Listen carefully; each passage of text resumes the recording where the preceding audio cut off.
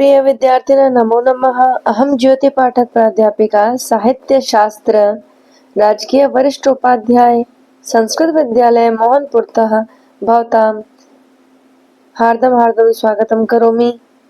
अद्य वयं काव्यशास्त्रालोकः कनिष्ठोपाध्याय कक्षायाः काव्यशास्त्रालोकः इति पुस्तकस्य चतुर्थो मयूखः अथ गुणः अस्य प्रकरणस्य अध्ययनं करिष्यामः। आगच्छतु पश्यतु। चतुर्थो मयूखः अथ गुणाः। अथ गुणाः गुण प्रकरण चतुर्थे मयूखे काव्य स्वरूप निर्धारण प्रसंगे जयदेवः प्रथमे मयूखे निर्दोषा लक्षणवती सरिति गुणभूषणा इति उक्तवान्। अर्थात श्लेषादिभिः काव्यगुणैः विभूषिता एते काव्यगुणा काव्यस्य आत्मनि रसे तथैव निवसन्ति यथा मानवोचिताः शौर्यादयः गुणाः मानवस्य आत्मनि निवसन्ति। सरलार्थं पश्यतु। काव्य स्वरूप निर्धारण प्रसंगे काव्य का स्वरूप निर्धारण करते समय उस प्रसंग में जयदेव आचार्य जयदेव क्या कहते थे?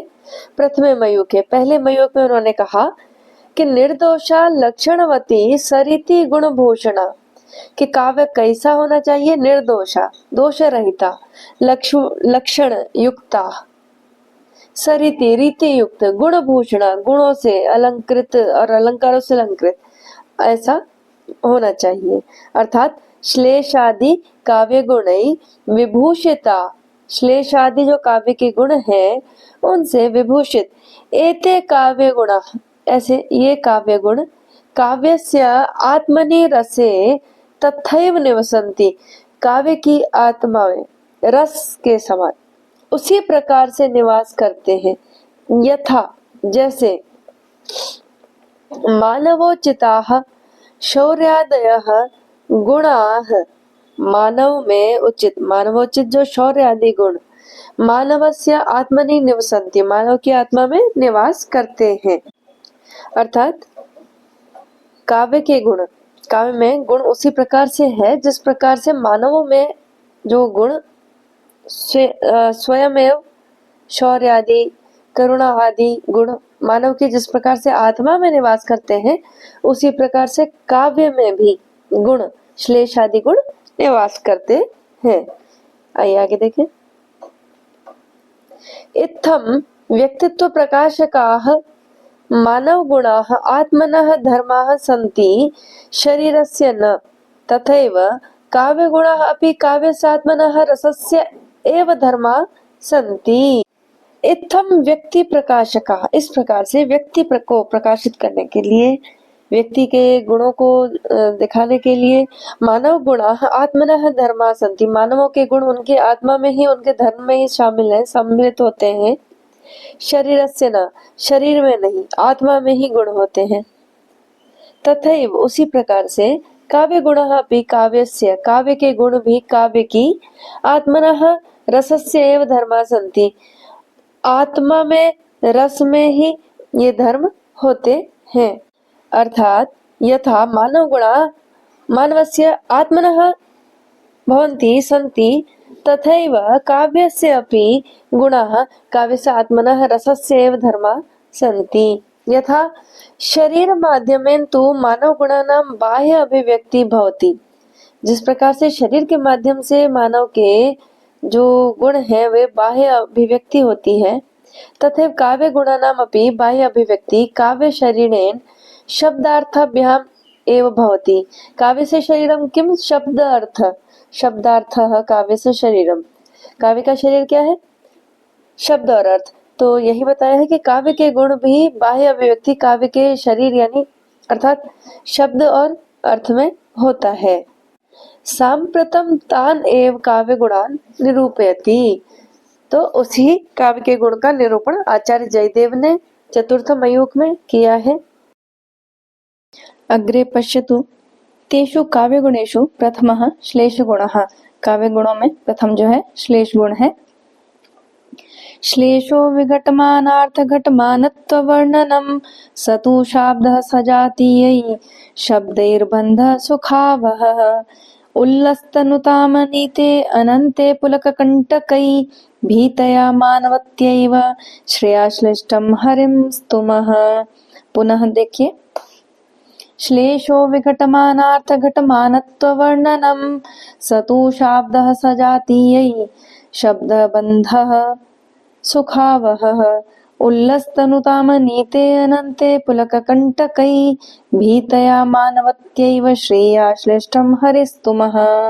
एकवारं पुनः पश्यतु।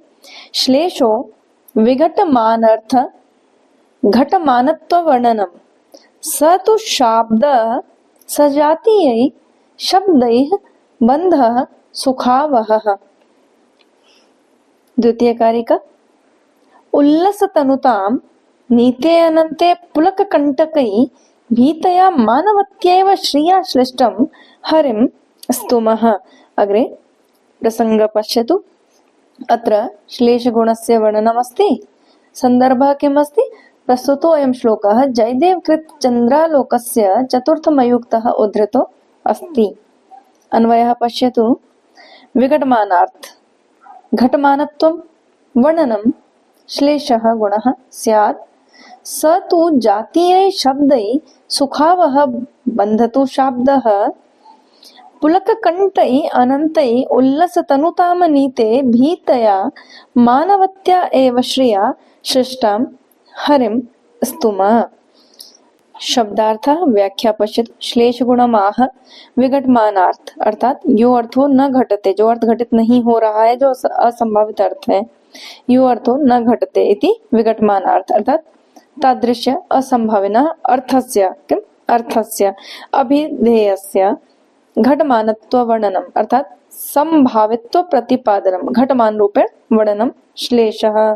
तत्र सह अर्थात श्लेष गुणः सजातीय अर्थात समानाकारै सदृशै शब्दै वाचकै पदैवा सुखावह श्रवण सुखदः चमत्कारिकः बन्धः अर्थात रचना पद रचना तु तावत् शाब्दः शब्दश्लेषः शब्द संबंधी श्लेषः।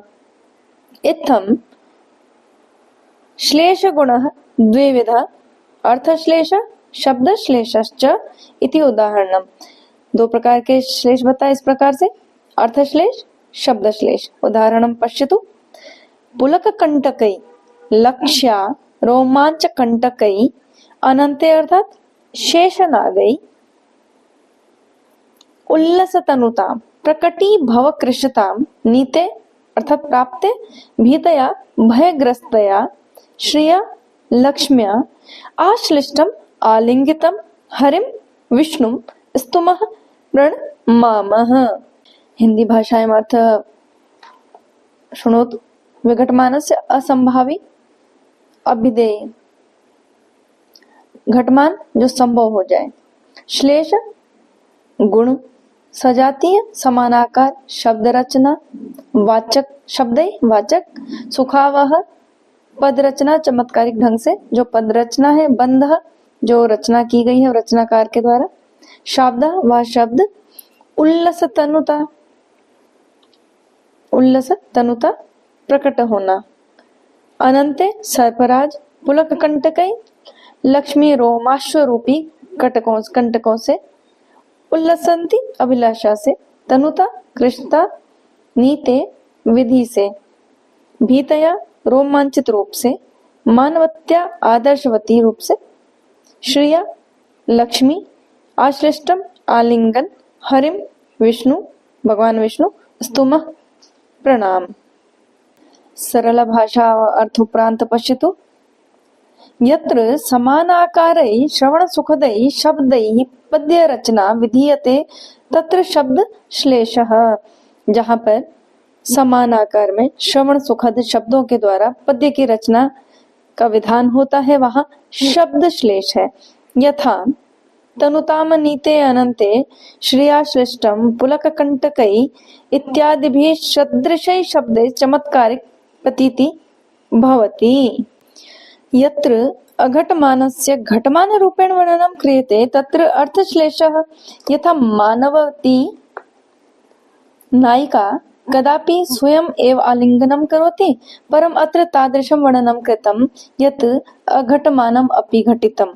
यतोहि मानवत्यापि लक्ष्म्या हरिः आलिङ्गितः। इत्थं श्लेषगुणः द्विविधः। श्लेषगुणः द्विविधः, शब्दश्लेषगुणः, अर्थश्लेषगुणाश्च।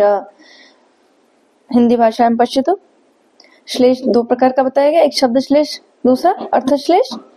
जहाँ असंभव अर्थ को युक्ति द्वारा संभव करके दिखाया जाए वहां अर्थश्लेष, और जहाँ समान आकार शब्दों द्वारा चमत्कार जनक रमणीयता की जाए वहां शब्दश्लेष हो जाता है।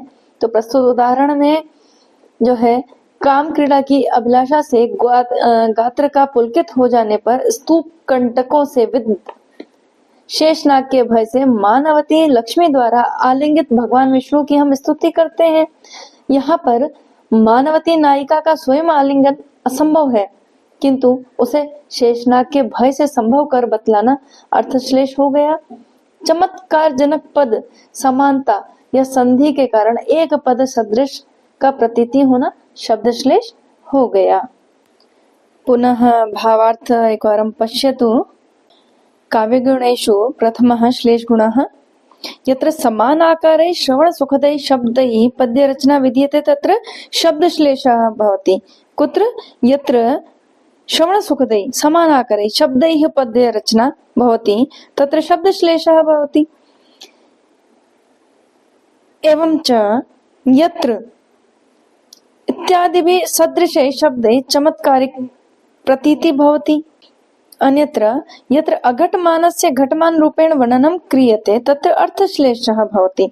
यत्र अघटमानस्य घटमान रूपेण वर्णनं क्रियते तत्र अर्थश्लेषः भवति। यत्र समानाकारे श्रवणसुखदै शब्दैः पद्यरचना विधीयते तत्र शब्दश्लेषः भवति। इत्थं श्लेषगुणः द्विविधः, शब्दश्लेषगुणः, अर्थश्लेषगुणः। अधुना श्लेषगुणः इति सम्पूर्णं पुनः मिलामः। धन्यवाद।